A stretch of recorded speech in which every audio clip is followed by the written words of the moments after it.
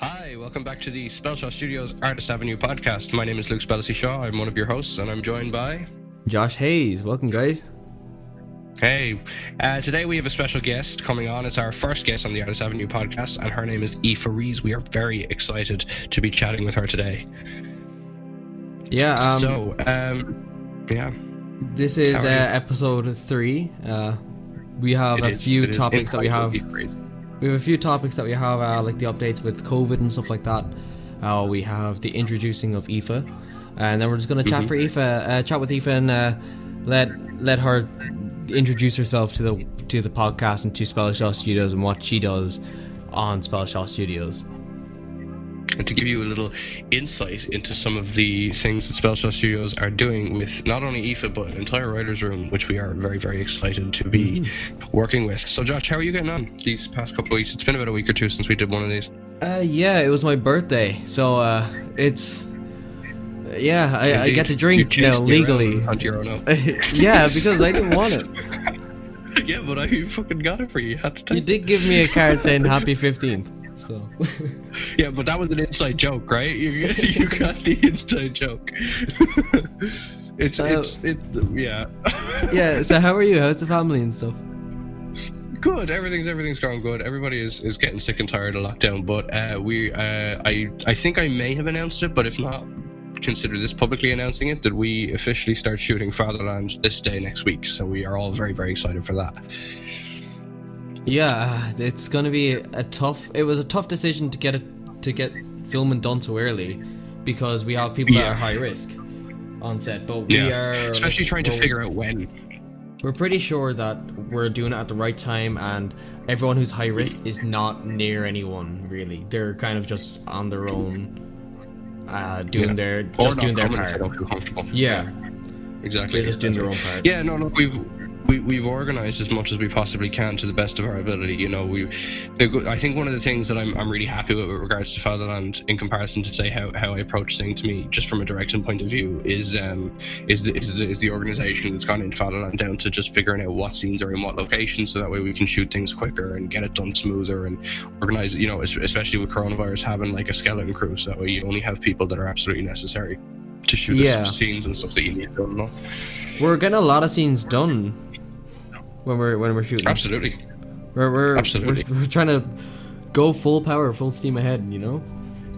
Yeah, exactly. Like I've said it a couple of times, but even just down, like, our schedule allows us, like, even Josh, you and me were having a kind of a private call the other day, and we were talking about how we would have almost half the film done by Monday the week after next, by Monday the 14th, which is kind of crazy, because we spent 6 months trying to get things to be done. So I suppose it just shows the growth in our ability in our organization.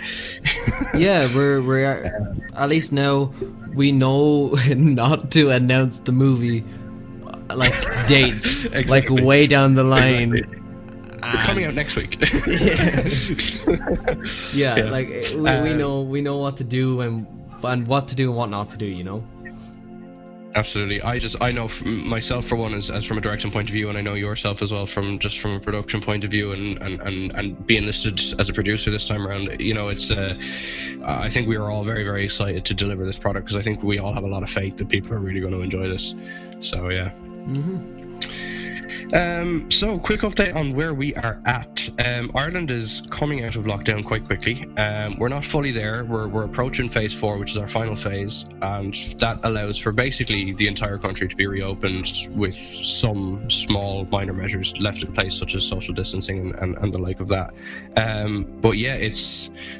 I don't know, like, how do you feel? Do you think we're moving too quick, or do you think we're kind of moving at the right pace? I mean, the numbers are looking good so far, but it's all a waiting game, isn't it? Like I said in the last podcast, that I didn't think that we were moving, like, I thought we were moving a bit too quick, and I thought it was a bit of a rash decision to let everybody just go back to normal. Yeah, it was kind of strange. Everything just opened up all at once.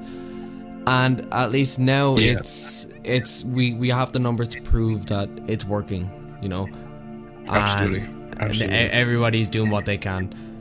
Like, have you seen the towns lately? Like, they're just queues from. It's insane. We were on a call. I don't know if you were on this call, but I was doing some calls for prep for shooting next week. And we were talking about, because we have I'm not going to like disclose too much of the scene, but in the script there's the scene with Jack's character and Haley's character where they have to dance and their conversation and all around that. We were talking, and there's another flashback scene set in that same park. And we were talking about whether we would shoot in Redmond or shoot in the new park or shoot in both. And I know that some of the team have been to the new park and are saying that, like, it's brand new and it's open, but it's packed. Like half the town is stuck. It's up behind the Loretto Secondary School. Oh, that's the new park you were talking to me about. Yeah, it's cool. It is lovely, but it is like, it's even just down to looking at the town in general. You walk down the town and there's no social distancing whatsoever, and it's like, for us filming on Fatherland, we're going to have everybody behind the scenes social distance. Obviously, when you're in front of a camera, you're not going to be able to fully social distance the whole time, but it's going to be less than 15 minutes that they're stuck together, and they're not going to be on top of each other. And the minute that we stop a scene, they have to spread apart. Everybody that's not in front of a camera has to wear a mask, has to hand sanitize. And that's just, it's the rules that I'm putting in place to protect people. And then you go to the town and it's like everybody's on top of each other. There's no, it just seems like we just jumped, right back to normal. I kind of feel like the town, there's not enough people on the town, like police or guards on the town to kind of patrol that, like there's no way that they could just go, yo, everybody in your lines, And I think that, I feel bad for like all the high risk people that need to go to the town to do whatever they need to do, to go do their grocery shopping or whatever, and it's hard for them because they are unsafe. They're going out in unsafe conditions. Definitely. Yeah, and like, look, I think the upside of that and the encouraging thing of that is that thankfully the numbers are going down and thankfully things are looking good. Let's just hope that it stays going that way. Right, on that note, I think we should introduce our guest. So our guest today, and it's our very first guest on the SpellShaw Studios Artist Avenue podcast, and her name is Aoife Rees. Aoife, you can say hello to everybody if you would like. Hello. How are you getting on, Aoife? It's good to hear you. I'm getting on grand. I'm grand. Not up too much. No worries. How are you feeling about this whole quarantine lockdown, coming out of lockdown? Like, what would be your take on the whole situation? Well, it's quite boring, to be honest, because both my parents are like, when it was heavy in Wexford, both my parents were like working overtime, so it was usually just the four of us in the house by ourselves most days, and like every day we'd have like sterilise the whole house down. It was quite crazy, to be honest, thinking about it, like sterilising doorknobs left, right, and centre was, kind of a surreal experience. Yeah, and it is, and it's just it's such a weird thing to think about. It's like, it's not, like, personally, I always wash my hands, always. But it's like, when this all hit, it was like I washed my hands like every 20 minutes. It was, there's like this excessive thing that you're just not used to, that you have to, I suppose, adapt to, right? Like it is strange. Yeah. It is very strange, like it's very apocalyptic, like, because I remember being out in the car for the first time in ages, and I was begging my mom to bring me just somewhere, because I hadn't left the house in like 2 months. I was like, just please bring me somewhere. So she brought me down to the shop because we needed to get like milk or something, I'm not sure. But the whole like road was empty, everything was so empty, and it was so strange because the shop's like usually not that, like, it's quite like a local place, and you usually see like 1 or 2 people there, but like there's no one there, and it's quite funny but like scary as well. She put it a good way. Apocalyptic. It was really apocalyptic when everything came out and everyone was like, oh no, we need to get toilet paper. that was like the movies this time. It was like the toilet paper this time. During the snow, it was bread. Do you remember that? It was like 2 or 3 years ago. We had a big snow and a blizzard, and it was like everybody was just, like, even in our freezer up until about, like, I'd say about 6 months ago, we still had like loaves of bread in the freezer. That never got used. During that, like, my mum, because she's a nurse, and she went to work on a tractor because cars couldn't get through the snow, so she went to work on a tractor. And then Yeah, it was, and the drifts were huge, so they had to like dig holes through the snow to get home. So, yeah, thinking about it, it's like very like, you know, like what on earth is going on here? I think people are kind of inspired by the movies they watch, you know.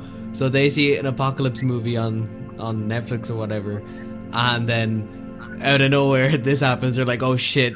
What did I like? I've seen this on movies. I need to prepare. Get the toilet paper." Yeah. In the underground bunker now, pronto. Yeah. It's a Fallout 4 real life. Yes. So I don't know. Are we allowed? I don't know if we're allowed to actually say that. You probably shouldn't say titles of other brands. Anyway, Aoife, do you want to quickly tell the I suppose viewers, listeners at home, a little bit about yourself? Well, I'm a 16-year-old filmmaker. I've been filmmaking since 2016 properly, but I've been we had a camcorder in the house for like as long as I remember, like when we were born or something. And me and my sisters used to make films together. I used to direct them when I was like 10, 7, you know, really young. I used to direct films when I was younger because I just like loved telling my sisters what to do. So I did that. And then, but sometimes I'd also act in them. I'd be like the lead as well, which is quite funny because I can't act for the life of me, but I did it anyway. Yeah, so I've been kind of just, film has always just been a really big part of my life, and I've always loved movies. And that is a big part of what we will be chatting about with you today. Yeah. Yeah. I've got a lot to talk about. That is the main. That is one of the main reasons that we got Aoife on. So I came across Aoife shortly after making Sing to Me. She reached out to me after having watched it, and I took an interest in her Instagram profile and had a look on her YouTube and noticed that she had a trailer up, a very, very quick trailer for a short film that she was putting up, and then she put up the film shortly after, and I was blown away by it. And that's the first film, Aoife, that we are going to quickly talk about, and that is probably your biggest one yet, Dear Naomi. Oh yes, the elephant in the room. With the elephant in the room, it was fabulous. I was like, I remember vividly because you had messaged me about Sing to Me and told me that you loved it, and that was great. And I was so like the stuff that you said just it really warmed my heart, and I was like, oh my god, I don't know who this person is. This is so lovely. And when I got around to looking at Dear Naomi, I was like, oh my god, I was like, I didn't know what to expect because I seen that it was like it's like 4 minutes or 5 minutes, and I was like, I was like, okay, I have the time. I'll sit down. I'll check this out. And you know, I've watched 4 or 5 minute shorts before because I like short films. I love short films. So the most advanced short films that I watched came from Eamon Colfer, and that's somebody that I've worked with.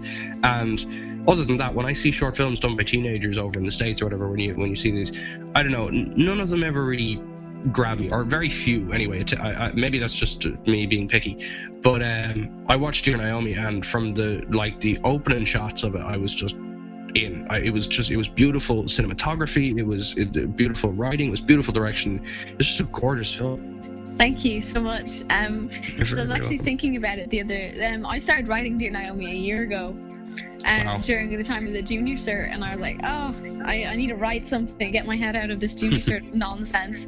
So I wrote it directly afterwards, and I remember going to my English teacher on the last day of school going like, Miss, over the summer I'm writing a script and I'm producing it, I'm directing it, and I'm doing everything, so when I'm back here in September I'm gonna have a movie to show you. And I did. Wow. It didn't come out until like I can't remember. I think it was the 15th. I'm really bad with dates, especially my own dates. I should really be better at it, but like, I can't. So it took me the whole summer to write me, basically, because one, I did not know what I was doing. The format of the script is like so bad. It's like, I just can't even begin to describe how bad the whole thing is. Like, but I managed to work through it, and that's the first script I've ever written. It's the first like movie I've made. I've made like videos in the past, but like this was like a first movie, if you get what I mean. Like cinematics, lighting, everything was taken into account. And then again on set, I had no idea what I was doing. But thanks to the... That is always the case. It is. And I was like, how old was I at the time? I just turned 16. I just turned... Wait, no. I was 15 when I made it. Sorry, my voice just cracked. I was 15 when I shot it and wrote it.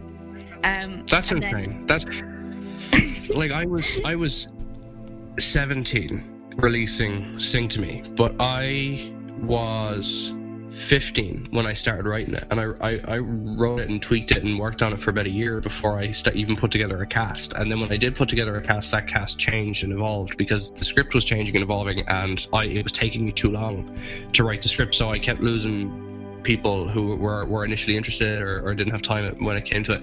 And then eventually the cast that I ended up with still changed because of an internal tragedy, which we've mentioned before. And then we got our final product 2 years later. Like, you're 15 years old. Like, Jesus Christ. Yeah, I honestly don't know where it all came from, because like I just went in straight into the deep end, and that's what I can say to younger filmmakers thinking they like need good cameras, they need good lighting. Like with Dear Naomi, I was only a 15-year-old child writing a script, and I had a camera that had already been 3 years old at that point, and I had no lighting, and I just had 2 really good friends who were on board. Like, all you need is an idea and someone to help you execute it, and basically that's what Dear Naomi is. Yeah, and an eye for it. You definitely, yeah, and you definitely did. You had it all. You know, you had the cinematography, you had the story, you had a camera to make it with, and you had an eye for it. You know, and it's the design of the shots. They look so professional, like you've had years of training. It is really, really great. Thank you. Yeah. But I think that's mainly due to the part of I started photography in 2016, and the photography I always loved. Like, I remember being younger and I was like, oh, photography's so boring, I hate it. And then in 2016 I picked up a camera and I fell in love with photography, which was kind of funny. But I think I wouldn't be as good with shots, and it developed my eye. Well, not developed it, I was just I don't know, it's just there, it's on my head. But yeah, my shots wouldn't be half as good if I hadn't have done photography for the 3 years prior to it. Yeah, you know? yeah. Because really cinematics. I don't know if that makes sense, but no, definitely, it definitely does. even from my perspective, like Josh, you'll remember on Sing to Me, like I relied heavily on Nix, right? Yeah. Because I had never, I knew how to take a photograph, but it was from watching, my dad is into photography, some of my friends are into photography, so I got into photography, and I took things. I've never been the most amazing photographer, but I did some good shots, but I knew what I wanted my shots to look like.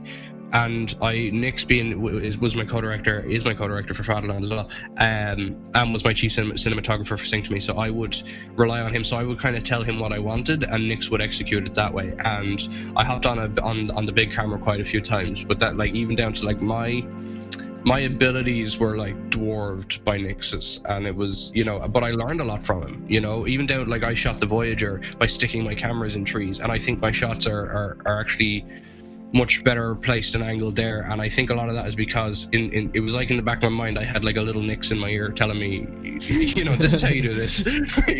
So he was invaluable in that, and like even Josh, you hopping on the cameras, I think we all really benefited from Nix and Connor's and Connor Brennan as well, who helped us out as well. Their knowledge of camera work was quite beneficial. But then Josh, you can also speak to that as well, how difficult it can be. Yeah, I kind of think to get into something like this, you always have to have that creative ability. I definitely think you have it, Aoife. You have like the little creative spark in you that really gives you like a uniqueness. I was looking at it, and a very gentle soul. Yeah. So do you edit all the short films by yourself? Yeah, I've everything you see on any of my social medias is all done completely by me. Yeah. I gotta hand it to you. That I was watching like a bunch of your stuff when I found out you were coming on, and I was so impressed that the quality of everything for your age, especially because like you said you were 16. And it's incredible what you were doing. Thank you. Oh no, it's mind blowing, and it, like you just have it, like Josh said, that's probably the best way to put it. You have a spark, you know. There's real raw talent there. It's really fantastic. But I can also relate to what I'm about to say on some level, is that there is definitely, and I think Aoife, you Pardon? You cut off. Yeah. Alright. Well, I guess he was gonna talk about our next topic. Swiftly going into it. Which is Candid, which is an LGBTQ plus short film that you filmed. So, do you want to give for that? I think I lost connection there. Have I come back? Yeah, You're back. Apologies for that. Yeah, so we were talking about Candid, isn't that right? Did you? There you go. Josh, you continued on there, did you? Yeah. Sorry, yeah. So, Apologies for that. Do you want to tell us? Do you want to give a short, brief rundown of what Candid is and what Candid is to you, as like the creator? Okay. Yeah, well, Candid is like holds a special place in my heart because well, the story, I'll do a brief first and then I'll get into the meaning behind it. But it's basically about a girl called Sam, and she's a filmmaker, right? Okay, but like this sounds a lot like me, but she's not based on me. She just happens to like filmmaking. Okay. Yeah. So she's a filmmaker and she is very shy and she's unsure of herself. She just kind of like filmmaking is her kind of outlet to just do whatever she wants. And one day she's out filming Christmas lights in the Bullring, and she bumps into this girl called Robin, and Robin is this extroverted girl who's open about herself, and she's confident, and you know, anyone is like, I don't know, maybe I'm speaking for myself here, but like confidence in who you are is just like, it's really nice to see, and it instantly makes you attracted to that person and makes you want to like get to know them. You're like, oh, they're so cool, like I think you're hitting the nail on the head there.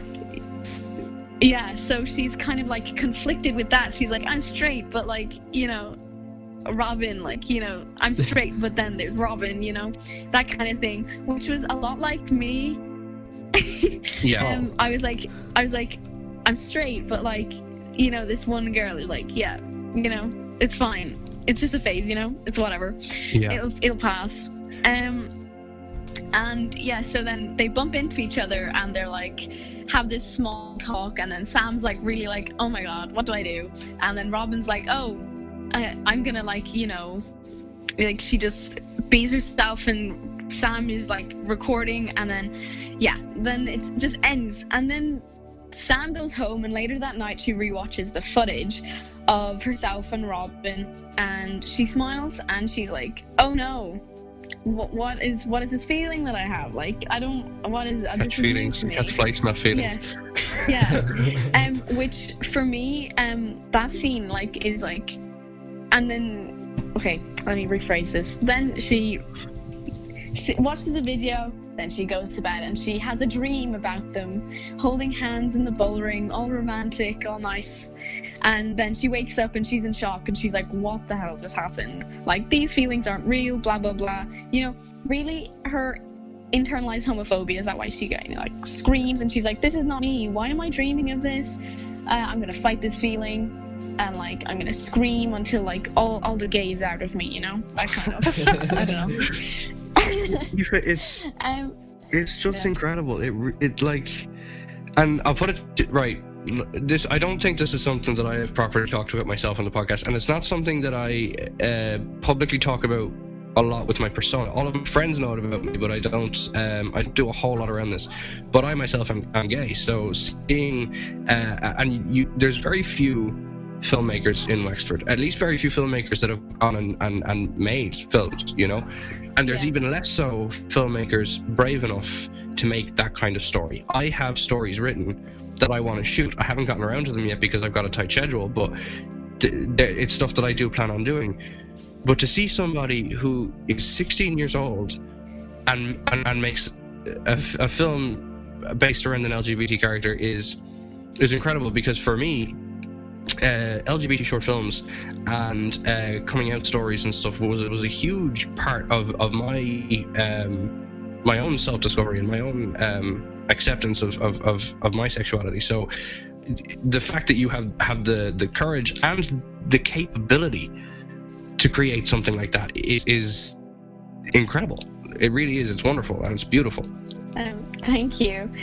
But like, it's not all like, you know, no pun intended, rainbows and like sunshine, you know, because with this script is like there came a lot of like backlash and stuff like that, and it's really upsetting because we had to change the ending of Candid for one of the actors to be allowed to play the part, and her family was against her playing the part,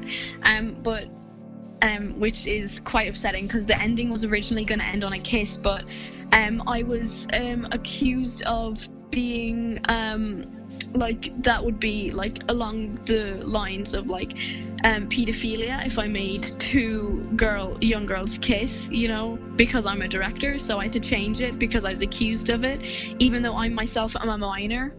And I would make two other minors, fully consenting minors, you know. Well, let me put it to you this way, change it. Aoife, that is upsetting to hear, and I can understand your frustration with that because shooting Sing to Me, both myself and my leading actress Aisling Whelan, who plays Lara, the two of us were both minors, and we kiss at the end of Sing to Me, and that was a boy and a girl kissing. And now, the point being, everybody in Sing to Me, thankfully, it was very good, and to my knowledge, all of their families are very open-minded and very good, which is good. But I would imagine the fact that Sing to Me doesn't display an LGBT kiss, and not for any particular reason, it's just because it just happened to not be the story, but because it doesn't display anything like that, it probably would be swallowed easier, you know, by every single viewer. And to think that some viewers will watch that and think that just because it's two girls or two boys or anything in between,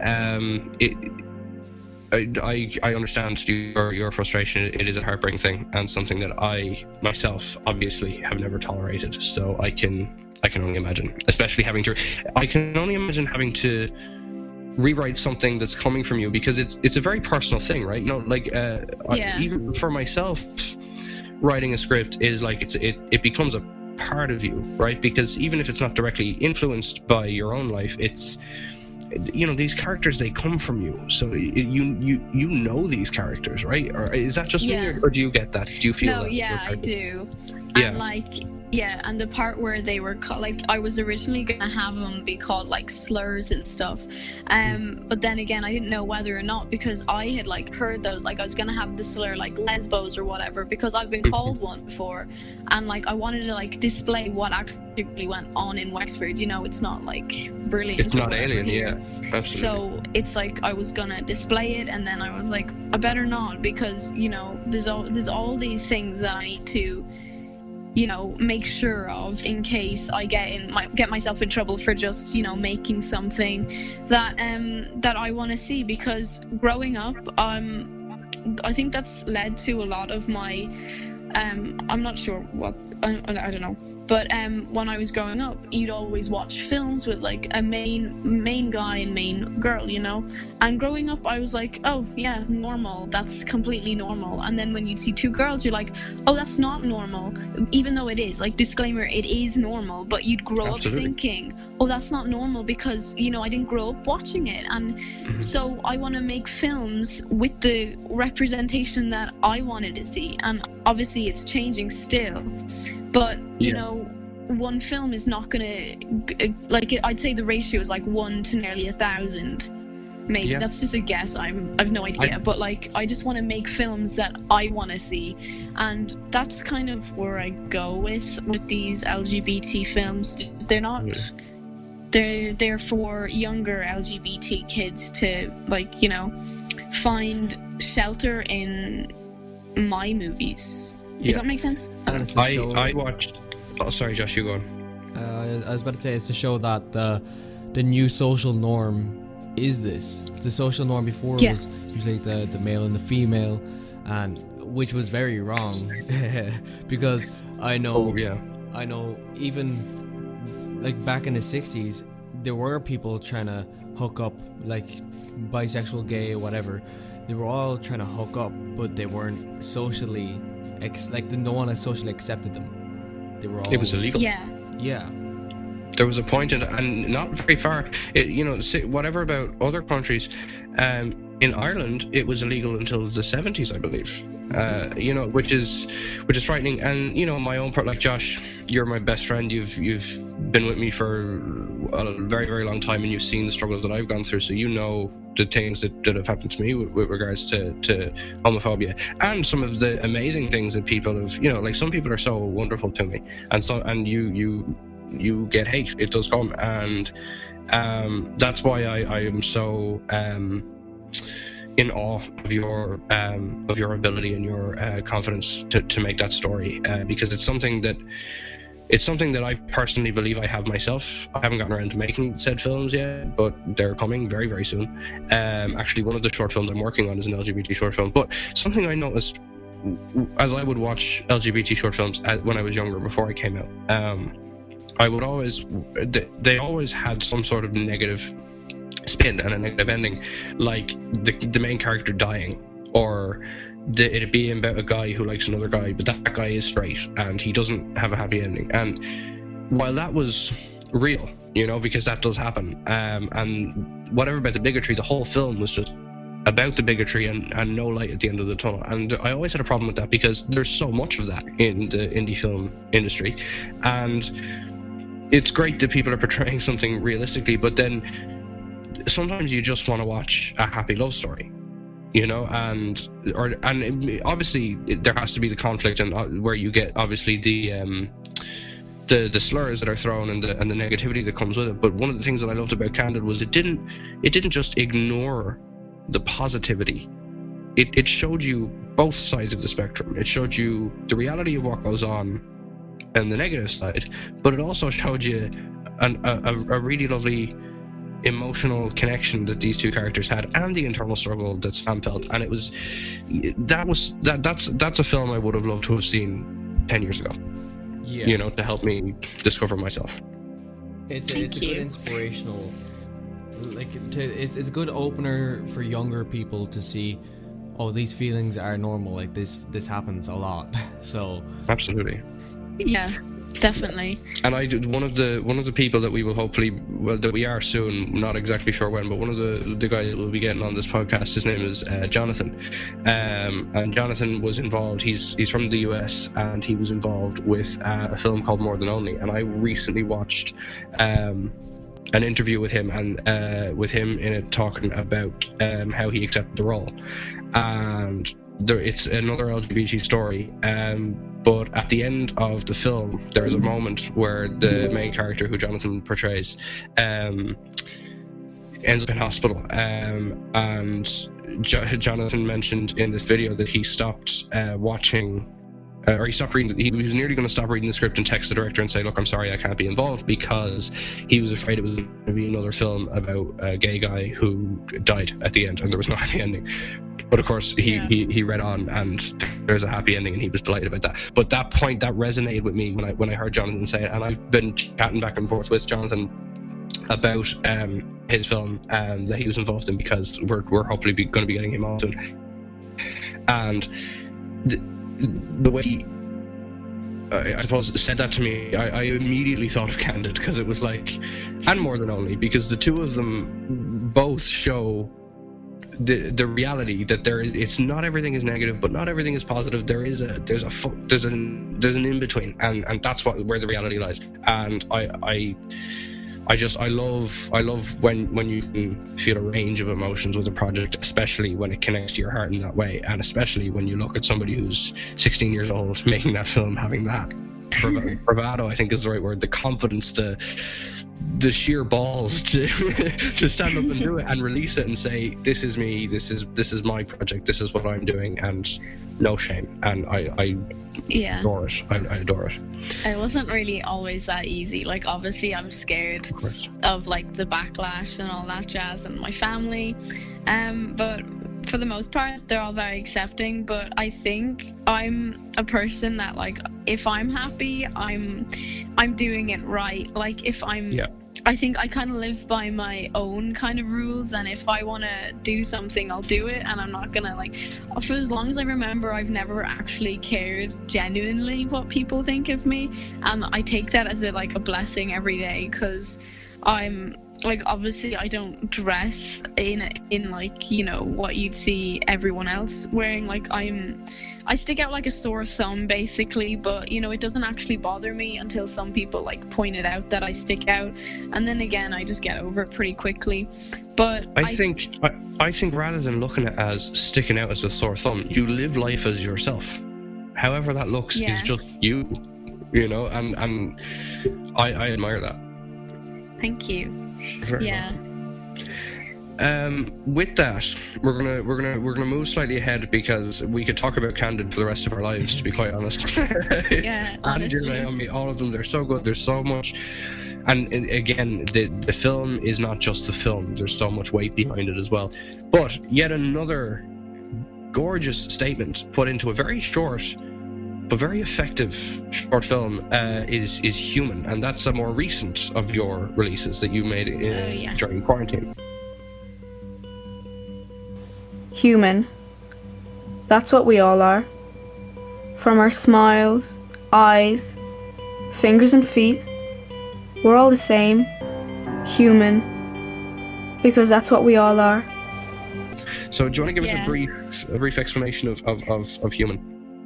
Okay, it's gonna get a little sad here, but basically, I was really upset one night. I released it, I don't know, I wrote it like a few 2-3 weeks ago, I'm not sure, but like this one particular night I was really upset, and it was like internalized homophobia. We love that good old friend. And basically I was during the whole month of May, okay, I haven't told anyone this, but I may as well tell the internet, you know what, it's fine. It's fine. No one's gonna know, it's only the internet. Yeah, I sure look good on the CV. Yeah, but basically, June, the whole of May, I was really like anxious for June to come around, because it was like because June is called like Pride Month, and I was like, oh holy moly, it's like Pride Month, and I'm like not proud, you know. I thought like I'd fake. I thought if I faked it enough, I'd like be like, I'd like just believe myself, but obviously that didn't work. So I was like, Pride with no pride. That's like so depressing, and it was like. And I was like really upset about that, so I'm not going to go into details, because you know what, you know, nobody needs to know, but this is just some context on the poem. So then I just like lay down on my bed, and I'm like sad times, and then I just take my notebook and I start writing down everything. I'm like, I'm just human, like stop it, I'm just human, don't hate me for who I love, you know, so I'm just human. Like I couldn't stress it enough. I was like, I don't get it. Humans hating humans for who these humans love, you know? It's weird. It shouldn't be a thing, but it is. So then I got like, it was kind of like, it was supposed to be slam poetry, but I didn't slam it in anyone's faces in the video. But yeah, so I wrote 2 verses down, and I was like, okay, perfect. And I was like, okay, I don't know if I'm gonna do anything with it. It's just good. It felt good to take it out. And then I was reading it, and I was like, this actually has potential. So then I tweaked it a little bit, and then I added another verse, are we worthy of love, or blah blah blah, worthy, you know, that one. Yeah. And I was like, okay, that kind of ties it all together. And then with all of my writing, I don't know if anyone has noticed this, but I do it in my writing. I always, from the first sentence and the last sentence, always, you know, like are the same. With Dear Naomi, it was Dear Naomi, and it was Dear Naomi was repeated. And then with Candid, it started with the camcorder closing, and then the end scene also stopped with Robin closing the camera. And with Human, I repeated Human, because that's what we all are, just to emphasize the point, because with all my films I have a moral, and I'm just kind of subconsciously, you know, beating the moral into the person. That's fantastic. I never noticed that. I just like that. That's brilliant. it's kind of like a subliminal messaging, you know, where you always a lot of TV shows or whatever, they always try to get the name at the end and at the start, so you know what you're watching, and you kind of feel the feelings when you see the word or hear the word even. So when someone hears you say I am human, they think straight away, oh, that was from the short film Human, you know. And even from a director's standpoint, you know, there are things that directors do within their films that kind of trademark them, you know. So like Zack Snyder has this tendency to do, like, he does comic book films, and he has a tendency to turn some shots towards the end of his films and make them look like the pages of a comic book. Chris Nolan works really hard to make things very, very realistic, but you look at his films and he uses a lot of the same actors, you know. I suppose it's a thing that every director finds a thing that they will just sort of link into their stories and into their films to have, and something that's quite original as well. I like that it's, you know, opening and closing your film with the same thing, be it a line or a shot or whatever it is. Like that's brilliant. That is gorgeous. And actually, if I remember correctly, Chris Nolan did the same thing with Inception. He opens it with the spinner and it closes with the spinner. So, you know, like it's an effective. It is very, very effective, and I didn't even notice that consciously, but now looking back I'm like, oh my god, that is what you did, but that's brilliant. Very smart. Yeah, it's the same that I did with another script that I was supposed to be filming in Washington in a few weeks, but you know, obviously coronavirus happened.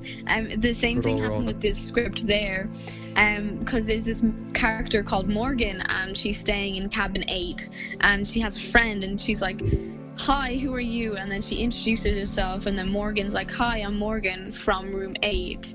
And then when she leaves after, no spoilers, but she leaves and she's like, bye, Morgan from room 8.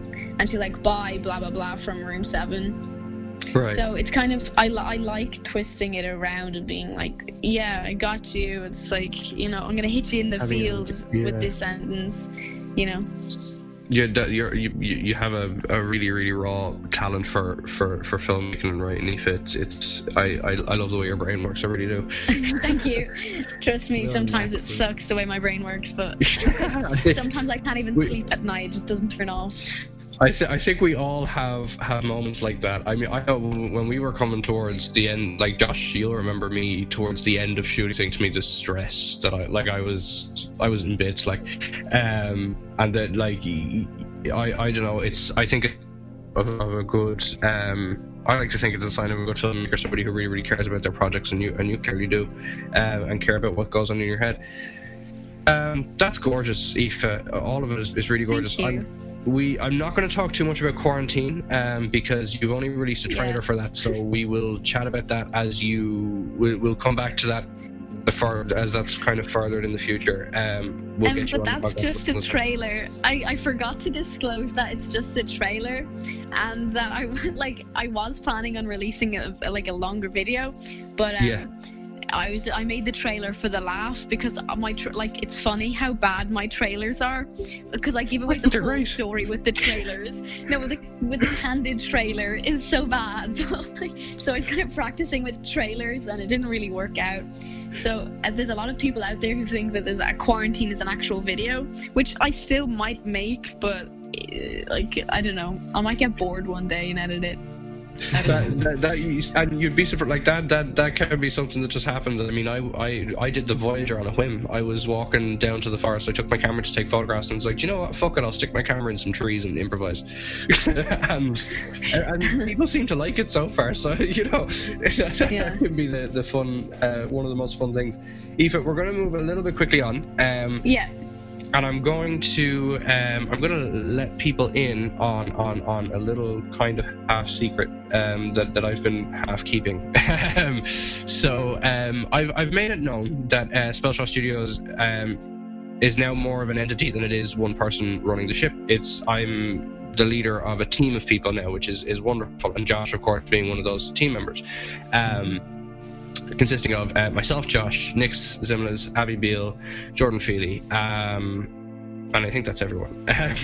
And it's great, and it's a wonderful experience. But one of the things that turning SpellShaw Studios into like a business and with a team behind me running it has allowed me to do, it has allowed me to push forward with more projects that I had in my head. I had all of these ideas buzzing around my head, and I didn't have the time or the capability to do them. And now, with a team in place, I can, because I can delegate, and I also have people within my team writing scripts and coming up with film ideas, and, you know, we can run the podcast, we can do this film, we can do that film, we can prep these short films, this person is writing this film to release it this time, you know, and it's great, and I'm putting together a slate, and all of that's wonderful. What I had been eyeing up was the possibility of working on a web series, which I think I've disclosed the title, will hopefully be called Windows of Stone.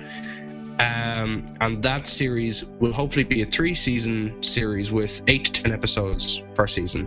And I'm not going to disclose the story. But in order to execute that's quite a big demand on myself and on my team. I wanted to see if I could pull off a web series. So I set up a writer's room. And Aoife, I got in contact with you.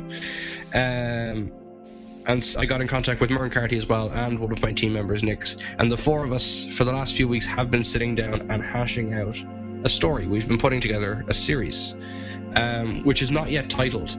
But how have you felt working out? We won't give too much details away, Aoife, regarding what the story is just yet. But how are you finding the experience of working on the writer's room with myself and Nix and Warren and all of that? Well, it is quite unusual working with people, because I've never, in my whole time filmmaking and writing, I've never really worked with anyone. But it's a nice experience. I like it. I don't know how to keep talking without giving anything away. Okay. But yeah, it's a good experience, and I'm glad you asked me to be part of your writer's room. Thank you very much. I'm glad that you said yes. When I knew I was going to be doing the writer's room, I knew I had to contact you. And I wasn't sure if, at first, I wasn't sure if you would come on board, and then when you said yes, I was so delighted. And it's fun because we've gone through. I mean, I really wasn't sure how the writer's room was going to go. I mean, our first session, I sort of half expected that we'd come up with a story fairly quickly, but we didn't. And we came up with a story, we scrapped it. We came up with another story, we scrapped it. And then we started toying around with what the third version of the story would be. And we were trying to do like a real story without being too oversensitive, and, you know, and try not to be kind of too offensive. It is hard to talk about, isn't it, without giving anything away? It is. It's really hard. I suppose I'll disclose a little bit of what the story is. The basic idea, the very, very, very basic idea, is that the story is a 4 to 5 episode series which takes place during a party. And I think that's all I'll say. I think that's all I'll say. So the entire series takes place during one night, and it's set over 4 to 5 episodes. And it's coming together nicely, I think. Especially after our last session. I think our last session we got a lot solidified. And we were saying we'll do one more, and then we can start looking at doing our scripts.